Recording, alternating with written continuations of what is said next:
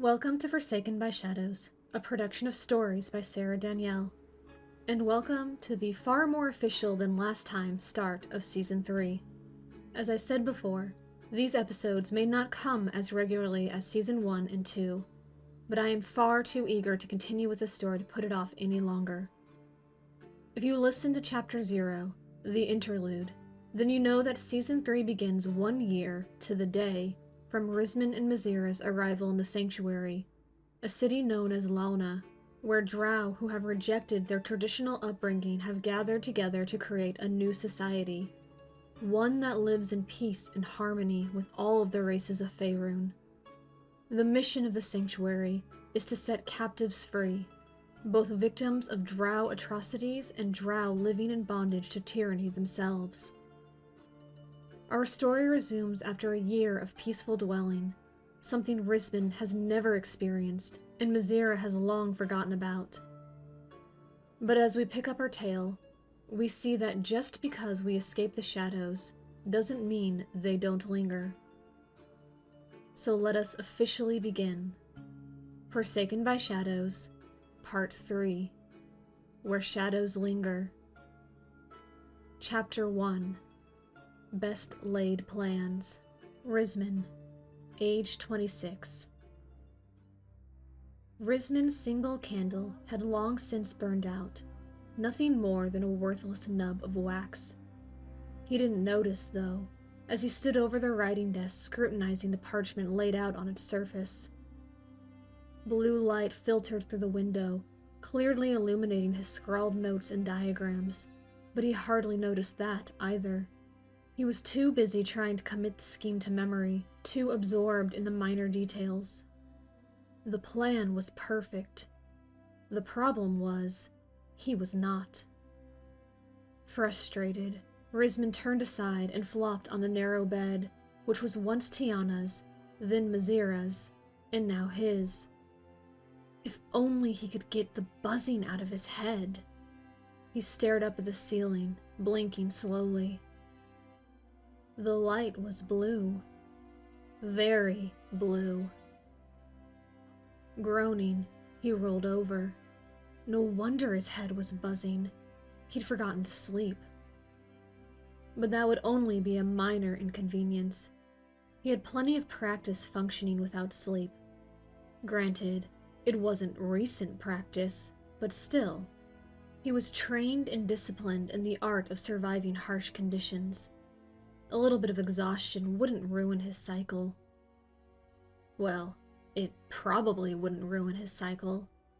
Perhaps he'd sneak in a few minutes of trancing, just in case. But not now. If he started now, he might not wake in time to enact Phase 1 of his plan, and there was no room in his schemes for oversleeping.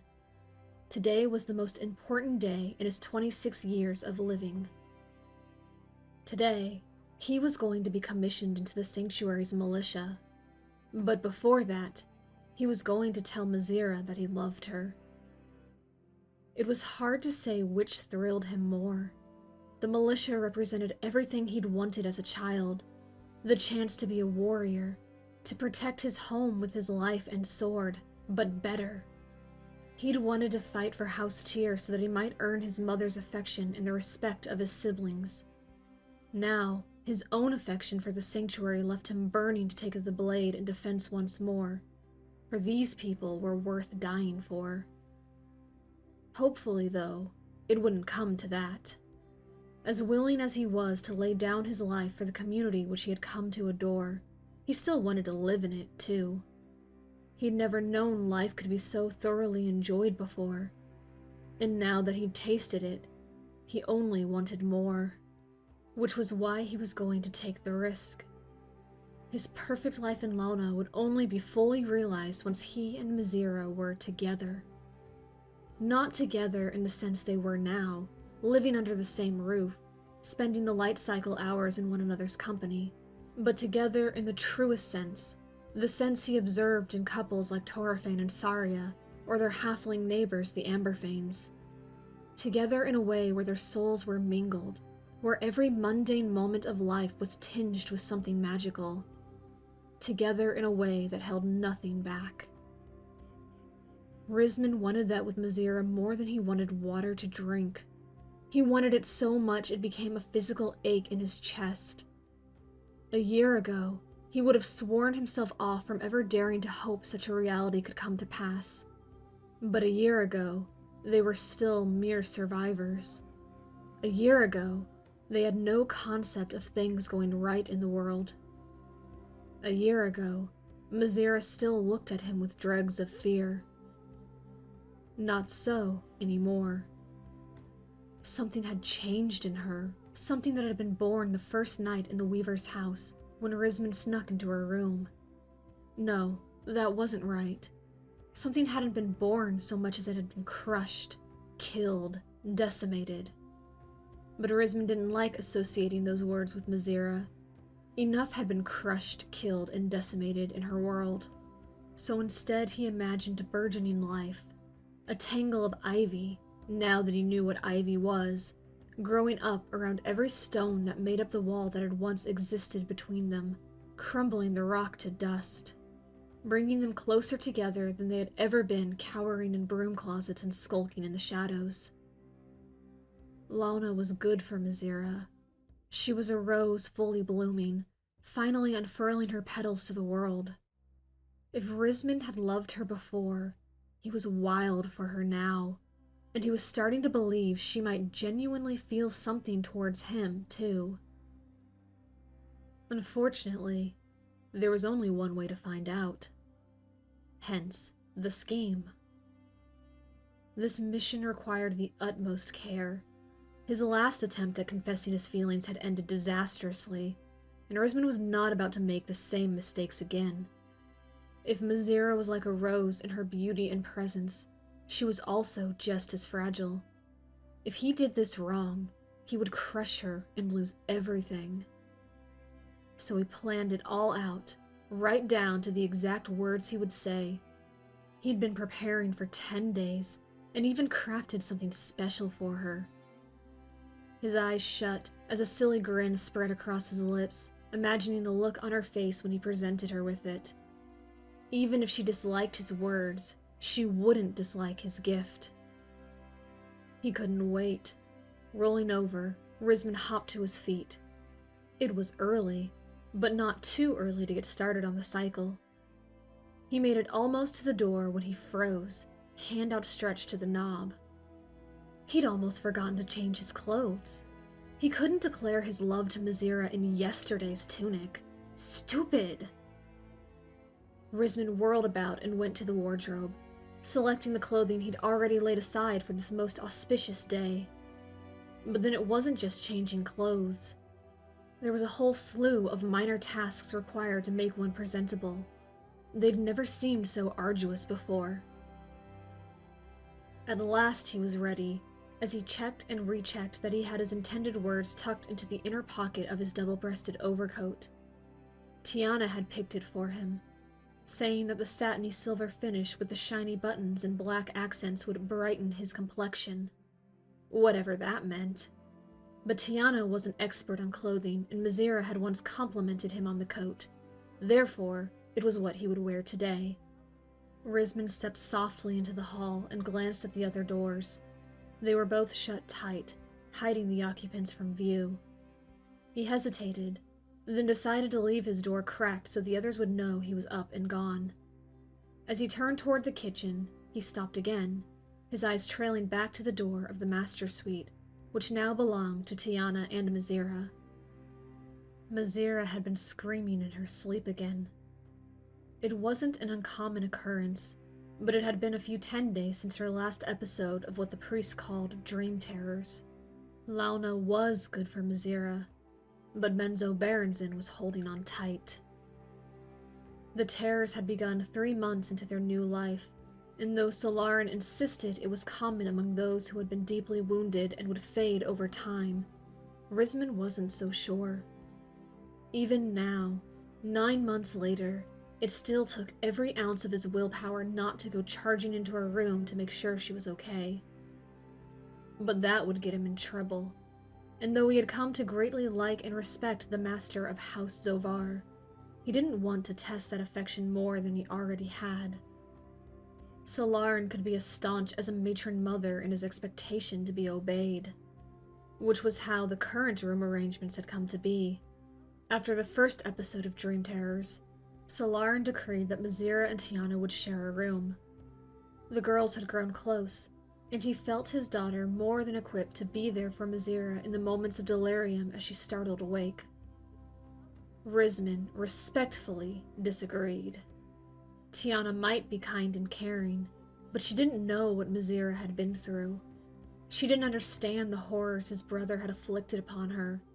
She hadn't had a front row seat to all Mazira's suffering. It ought to be him who was there for her, but Solarin seemed hell-bent on keeping them as untogether as two people living in one small house could be kept. The discussion that ensued had been, to his shame, raucous. He'd expressed his opinion at the top of his voice, and the well-sung cleric matched him tone for tone and more. It was the one and only time he shouted at their more than gracious host, and Risman's face still burned hot when he thought of it. Even if he was right. Mazira and Tiana watched the whole affair in silence until Risman stormed from the house. He remained away for the whole day until his anger gave way to shame and remorse. And fear. What if Solarin wouldn't welcome him back? Would another family take him in? Or would he be as houseless in Lona as he was in Menzo Berenzin? But of course, it never came to that. By the time Risman worked up the courage to slink back home, their rooms had been rearranged and new furniture had been commissioned for Mazira.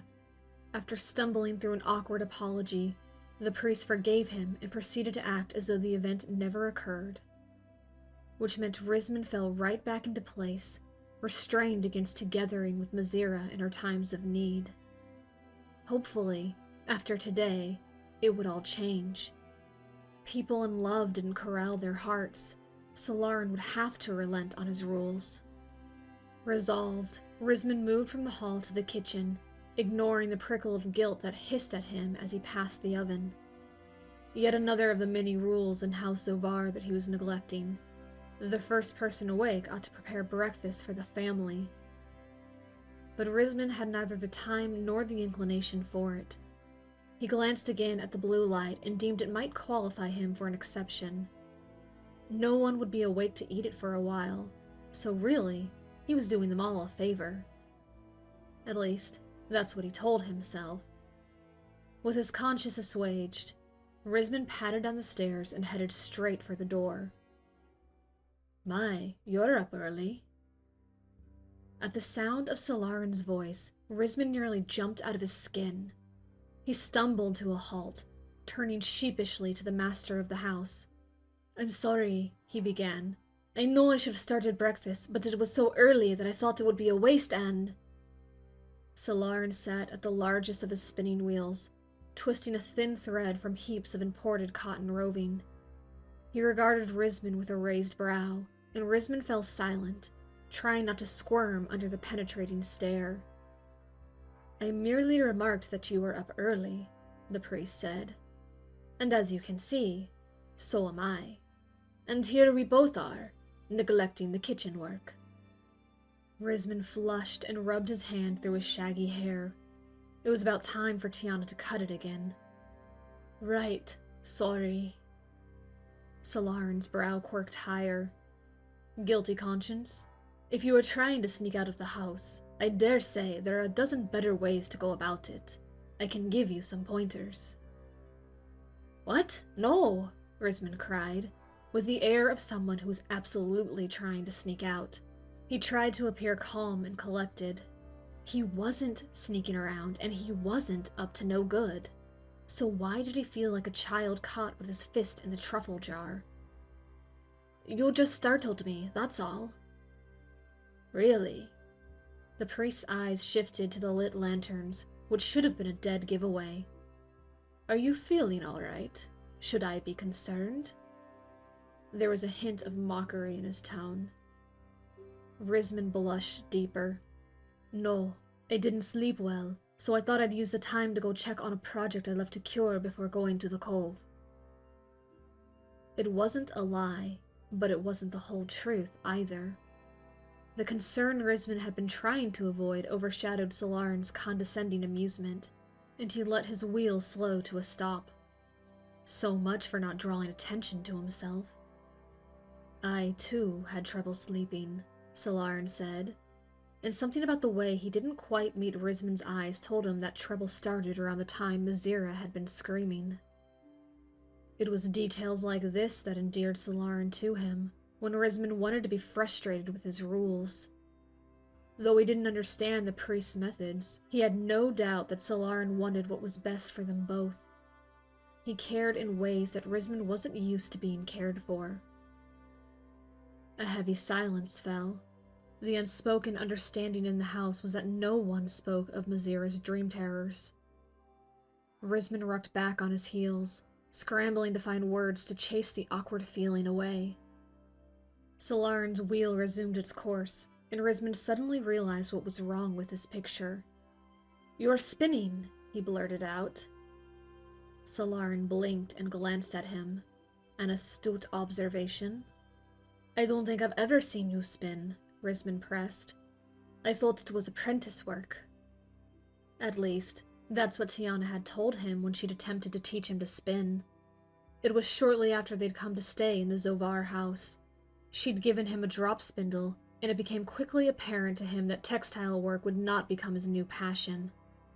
Mizira had taken to it, though, and was even learning a bit of weaving now. Solarin's attention returned to the thread. "I do tend to leave it for them, but like you, I decided to use my sleepless hours productively. One should never try to weave masterpieces while they are sleep-deprived. Hence, the spinning."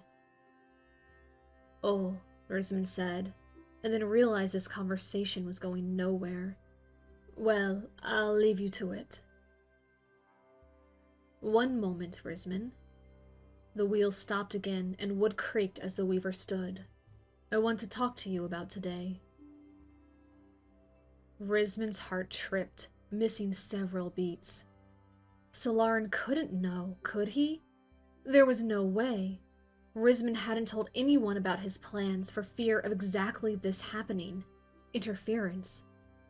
He braced himself for a lecture he hadn't had enough sleep to tolerate.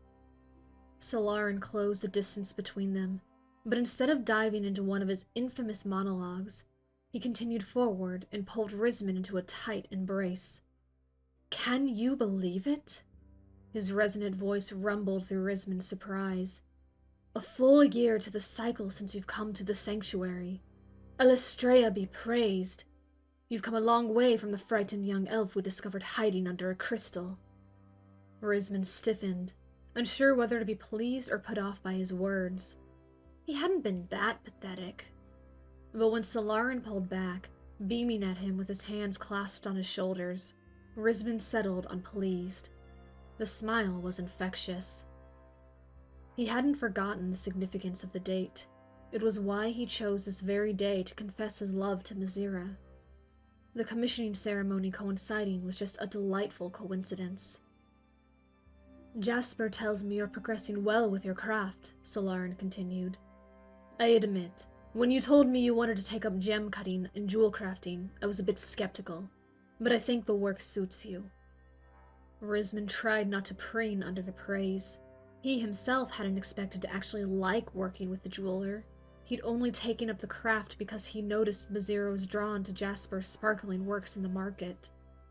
Her eyes lit up at the sight of the rubies and sapphires every time they passed by, but though Solarin paid her a fair wage for the work she put into his weaving business, she never spent a drop of it on herself. But she always lingered a little longer at the jeweler's stall, always politely deterring the soft-spoken Jasper when he offered to allow her to try something on. And that was how Risman found his calling. Mizira wanted jewelry, whether she admitted it or not, so he would exist to provide her with as many gems as she desired. She deserved all of them and more. Unfortunately, he lacked the income to support such a calling, so he did the next best thing and apprenticed himself to the jeweler. Now he had more than an income. He had a skill set that didn't involve violence and work that satisfied him. By the end of today, he he would have the honor of a commission and, hopefully, the love of a woman worth more to him than all the jewels in Jasper's cottage. What a difference a year had made. "I know the militia is having a celebration for the new guards after the commissioning ceremony," Solarin said, interrupting his reverie. "But I'd like it very much if we could have our own celebration, as a family, to commemorate all that has been accomplished this year. I could not be more proud of you." Risman's throat tightened around a lump of emotion he hadn't been expecting. He took a deep breath, trying to rest in the swelling joy of knowing he'd become part of something wholesome and good. That for once, he was truly cared about and Mizira was safe and content. But the nagging sense of the secret plans he carried in his breast pocket dug into his joy like burrs. Solarin asked for very little in exchange for his care of Risman and Mizira, just respect and honesty. And Risman wasn't being honest with him. He knew exactly what Solarin would say if he told him his plans to confess to Mizira. They were too young, or Mizira wasn't healed enough. Every doubt Risman had about his intentions rang through his head in the priest's voice. He knew Solarin wouldn't approve, so he withheld the information, even from Tiana. Would he even have time for a second celebration? The cycle was busy enough. First to Jasper's to collect the ring he had crafted, then to the Cove for his last cycle of training as a recruit before he was commissioned into Belnir's patrol at the Evensong. From there he would go to the temple to walk Mizira home from her blue light lessons. It was his usual ritual, as Tiana stayed longer for her more advanced training. But instead of going straight home, he'd suggest they take a stroll through the garden caverns to see the blooming summer wildflowers. While Risman had scarcely any concept of the different surface seasons, it would be a sight Mizira would want to see. And there, amongst the greenery and surface life, he'd tell her his feelings. He'd give her the amethyst ring he'd dedicated the last 6 months to learn how to craft. If she received his words poorly, then at least he had the commissioning to look forward to, and the celebration at the Sunglow Tavern afterwards to distract his broken heart. But if she received his words well, if she'd reciprocated... He was starting to daydream, and Solarin was still waiting on his answer. "I'd like that," he finally said, his voice taut. "And I think Mizira would like that too." Solarin squeezed his shoulders and let him go. "Excellent. Goody Amberfane has offered to conjure us one of her famous 5-course feasts, but I think I'll rein her in to just some sweetbread. Enjoy the militia celebration, and we'll celebrate after that." "Will you be at the commissioning ceremony?" He couldn't stop himself from asking, even though he'd already had this conversation with Solarin more than once. The priest looked offended. "Of course." He swept back to his spinning wheel. "We're all going to be there. I've told you that." Risman smiled, though guilt pricked at his conscience. He turned back to the door, a great swath of blue light falling on him as he opened it. "Right. Sorry. Thank you. Make sure you eat something, child. You don't want to pass out before they commission you. That would be quite embarrassing." Risman waved his acknowledgement as the door shut behind him.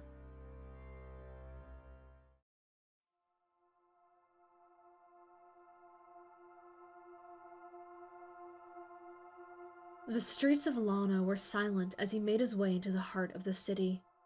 Not the eerie, uncomfortable silence of the wilds, but the cozy kind, the quiet of the moments just after waking, before life took precedence and one was forced to leave their covers behind. The ever-stagnant Underdark air was primed with fresh energy, a feeling of new potential waiting to be unleashed as the white light slowly leaked into the blue. Risman wound his way into the heart of the city, toward the market district where the Jewel Master lived. He'd walked this path 100 times or more, but it was never quite the same. The people of Lana had a strange interest in setting decorations outside of their homes, such as rings of flower hung on the door that Mizira called wreaths. Every few 10 days, someone would change something. Perhaps a different colored lantern, or a tapestry, or a new statue of a creature Risman didn't recognize. It was a strange tradition, but one he had come to enjoy. It gave the cavern a feeling of being warmed and lived in. He hardly knew any of the people who dwelled on these streets personally, but the eclectic bits of their personality which spilled onto their doorsteps gave him tiny glimpses into their lives that made him feel connected. By the time he reached the market district, the first thrums of music were beginning to emanate throughout the city, and candlelight was already leaking from Jasper's latticed windows. Risman stepped around the odd little tree with the fan-like leaves that his master kept beside the door, an exotic plant native to the country of his birth. Supposedly, this land was on the entire other side of the world from the surface they dwelled under. Risman had no reason to distrust his claim, though the concept of continents and oceans was still hard for him to visualize. Risman rapped on the door once to give Jasper a warning he had arrived, before slipping a key into the lock and letting himself into the workshop attached to the one-level house. The jeweler was easily startled, a trait he claimed persisted well before the drow enslaved him. If the plant on the doorstep was exotic, it was nothing compared to the creature who owned it. Jasper hunched over his desk, half of his furry face obscured by a set of magnifying oculars. His two pointed ears perked forward, one of them twitching slightly as Risman shut the door behind him. "Ah, Risman! Jasper thought you might come to call early this morning." The jeweler removed his eyepiece with distinctly humanoid hands that clashed with his feline features, revealing large, round eyes and the tabby coloring of his fur. He had an odd, jolting accent and a habit of referring to himself by name. As it turned out, Risman hadn't been hallucinating on his first day in Lona. He really had seen a cat man. Tabaxi was the proper term. Not even Mazira had heard of them, which further corroborated Jasper's tale of coming to the Sword Coast from a land far across the ocean. "A jubilant blue light to you, Master," Risman greeted, already moving to the stone basin where he had left his ring to cure. The strangeness of Jasper's appearance had long since lost its effect on him. "Just wanted to stop in and check on..." He trailed off as he reached the glimmer potion and realized his ring had disappeared. It was as though his levitation magic cut out suddenly, dropping him into the abyss. Risman's eyes snapped around in a panic. He needed this ring. It was part of the climax of his speech. He would have to rewrite the whole thing if it had gone missing. 10 days and 10 days of labor had just vanished. "Master, what happened to..." "Relax, dear boy," the tabaxi said with a knowing smile, offering Risman a small funguswood box. "You are looking for this, yes?" It took all of Risman's self-control not to snatch the box out of Jasper's clawed hands, but he didn't want to be rude. So he took it as calmly as he could manage. As soon as he had it, however, he flipped the lid up, needing to see with his own eyes that the fruit of his affection hadn't all been a dream. "Jasper thought you would be wanting it," the jeweler said, "so Jasper took the liberty of finishing the polish." Risman sighed in relief, a hand going to his chest as if he could still his thundering heart. The ring was there, glimmering supernaturally in the dim light thanks to the solution he had soaked it in. A silver band and a round-cut amethyst. Simple compared to the works of art the tabaxi created, but his. All his. "You scared me half to death," Risman said, looking up at his teacher. "I thought I'd have to start all over." "Ah, sorry." Jasper bowed low. The subservient gesture was certainly a trait he had picked up from his enslavement, and it always made Risman uncomfortable. "Jasper knows this is a special gift for the special lady. Jasper wanted to make sure it was ready for you." Risman smiled, looking back down at his ring, and then his smile froze. He'd not told anyone about his plans. "What do you mean?" He laughed nervously, trying to play it off. "I haven't decided what to do with it yet." The tabaxi gave him a toothy grin and tapped his velvety nose. You cannot fool Jasper. An amethyst stone for the girl with the amethyst eyes. He came around the table and clasped Risman's shoulder. The girl who loves to look but is afraid to try on. Jasper is no fool. No. He knows why you wanted to learn the art so badly. Risman's face was burning. I like the art. It interests me. But you like the girl first. Jasper's soft hands pinched the ring out of the box, and he held it out to Risman. Tell Jasper, apprentice, what do you think of the finish? Assess your final work. Risman was glad for the question, allowing it to distract him from the jeweler's all-too-knowing comments. He took the ring and examined it, ready to recite all the flaws he knew he hadn't been skilled enough to resolve. But as he studied the ring, he realized something was different. His silver band hadn't been even, and the edges hadn't been so finely beveled. The gem was still imperfectly cut, but the uneven lines weren't quite as obvious. He blinked in confusion, wondering if this was even the ring he'd created, looking questioningly at the master artist. But Jasper rarely answered questions. He liked to let Risman flounder and figure it out for himself, a trait he shared in common with Solarin. Risman looked back at the ring, and then understood. You fixed my flaws. The tabaxi nodded enthusiastically. Good eye. Your attention to detail is excellent. Risman turned the ring round and round, seeing where the stray scratches had been buffed out, unsure of how to feel. He'd put all his effort into creating this for Mazira, and had only come up with a subpar piece of jewelry. But that had been okay, because he accepted he was new at this. What he held in his hand now was almost worth putting in Jasper's market booth for sale. It was still his, but it was altered now. Better, but not wholly his own. His teacher seemed to sense his disarray. Jasper won't always help so much, he said. Special gift for special girl on special day, yes? My gift to you. Risman beheld the ring, and then caught the strange luminous eyes of the tabaxi, and his understanding shifted. Jasper hadn't helped because his ring wasn't good enough. Just like Solarin requesting a special celebration, Jasper had evened his silver and filed his amethyst out of the depths of his kindness, because he'd understood all along that Risman's goal was to spoil his special girl. He was cared for in ways he wasn't used to being cared for. Thank you, Risman said, returning the ring to the box. Really, I cannot thank you enough. Just promise not to leave Jasper when the girl says yes, the tabaxi grinned, returning to his work table. Turns out Jasper likes having a student after all. Who knew? Risman grinned. Of course I won't leave you. I told you, I like the art. He took the box and tucked it into the deep inner pocket of his coat. It bulged uncomfortably, but he'd be changing into his training leather soon. He'd find a better solution afterwards. He was just about to offer his farewells to move on to phase 2 of his plan, when Jasper's wording pricked his curiosity.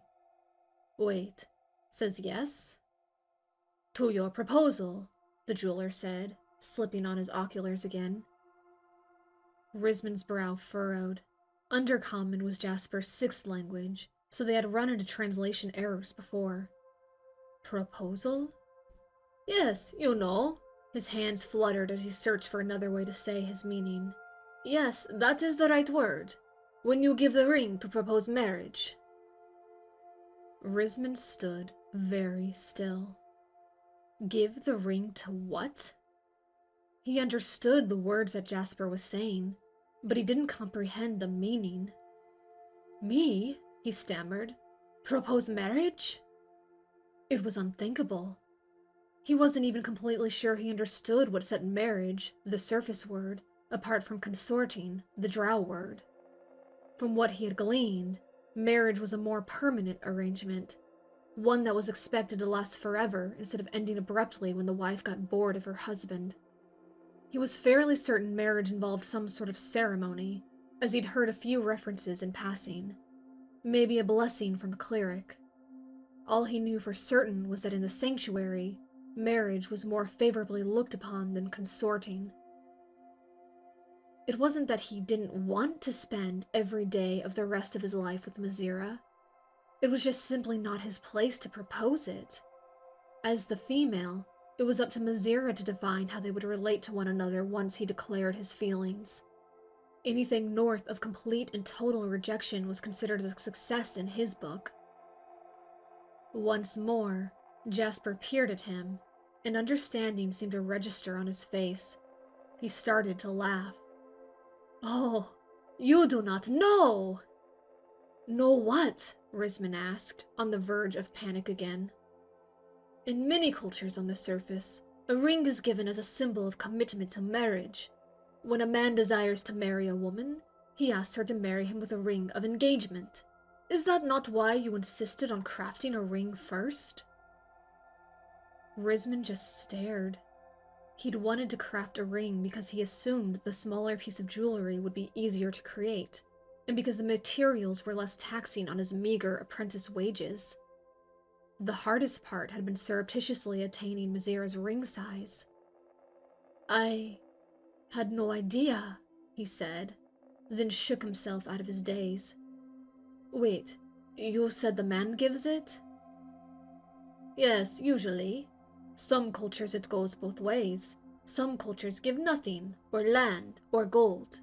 But rings are common. In Jasper's clan, we give feasts." "So, it's not an appropriate gift for me to give her?" He was only planning to declare his undying love to her. He didn't want her to think him too forward. "Risman, dear boy," Jasper chortled. "You're in the sanctuary, a melting pot of culture and traditions. If you make a social blunder, just pretend you're practicing a different culture. That's what Jasper does." Despite himself, Risman laughed, which loosened the knot in his stomach. "I'll keep that in mind. Just make sure Special Girl understands why you give the ring," his teacher advised. "So if you're not proposing marriage, she doesn't get delighted only to be disappointed." "Right, of course," Risman said, nodding sagely as if he planned this all along. Personally, he wasn't comfortable with the idea of him defining the state of their relationship. It still felt like the woman's role to him. Just taking the risk to express himself was untoward enough. But he couldn't keep silent anymore. He adored Mazira, and he wanted her to know it. He wanted togetherness. If she interpreted his gift as a proposal for marriage, he was okay with that. But if it made her uncomfortable, he'd be sure to take Jasper's culture advice. "Thank you again," Risman said, preparing to take his leave. "Remember, I won't be back after bright white today. I'm going to be commissioned," Jasper finished. "Jasper remembers. Jasper will be there." Risman warmed from the inside out as he bade his master farewell and returned to the streets of Lona. He had just enough time to purchase a bite to eat on his way and perhaps catch a few crucial minutes of trancing before the sanctuary's warriors gathered to train at the cove. Everything was going exactly as planned. What a difference a year made.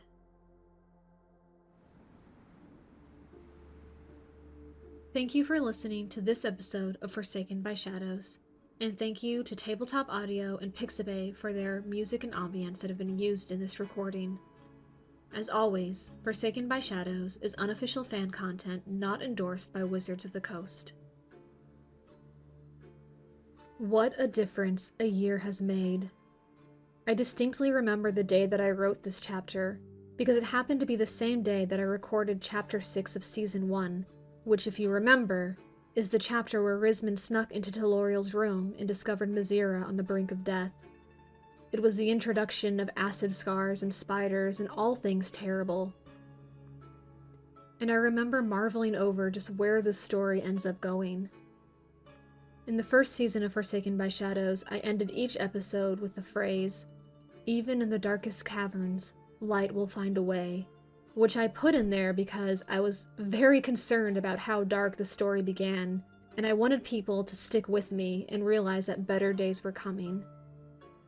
Well, it's been a long journey, but better days have come. And even though there's still trials and darkness ahead, it is such a relief to record chapters like this as opposed to what we had in the beginning. I hope you enjoyed this episode, and I hope you enjoy the soap opera that is to come. Make sure you subscribe to follow along and find out what happens next.